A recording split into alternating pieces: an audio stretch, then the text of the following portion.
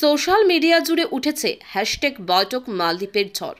তবে ভারতের সঙ্গে বিতর্কে জড়িয়ে শুধু বাইরেই নয়, ঘরের অন্দরেও চরম চাপের মুখে পড়েছেন মালদ্বীপের নতুন প্রেসিডেন্ট মোহাম্মদ মুইজু। এবার তার নতুন সরকারের ইস্তফার দাবিতে সরব বিরোধী দলগুলি। লাক্ষাদ্বীপের পর্যটন নিয়ে প্রচার করেছেন প্রধানমন্ত্রী নরেন্দ্র মোদী।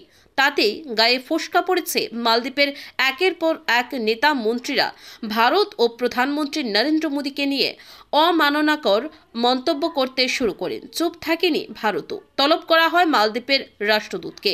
অন্যদিকে সোশ্যাল মিডিয়া জুড়ে উঠেছে হ্যাশট্যাগ বয়কট মালদ্বীপের ঝড়। এবার তার নতুন সরকারের ইস্তফার দাবিতে সরব বিরোধী দলগুলি। ভারতের সঙ্গে বন্ধুত্বপূর্ণ সম্পর্ককে বিপদের মুখে ফেলার জন্য একাধিক বিরোধী দলগুলো নতুন প্রেসিডেন্টের ইস্তফার দাবি করছেন বলে জানিয়েছেন। সরকারের বিরুদ্ধে অনাস্থা প্রস্তাব আনার হুমকি দিয়েছেন তারা। বিতর্কের সূত্রপাত প্রধানমন্ত্রী নরেন্দ্র মোদী লাক্ষাদ্বীপ সফর থেকে।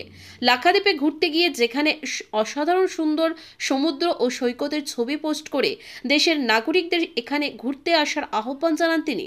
এতে আপত্তি মালদ্বীপের। পড়শি দেশের নেতারা ভারতকে আক্রমণ করতে শুরু করেন।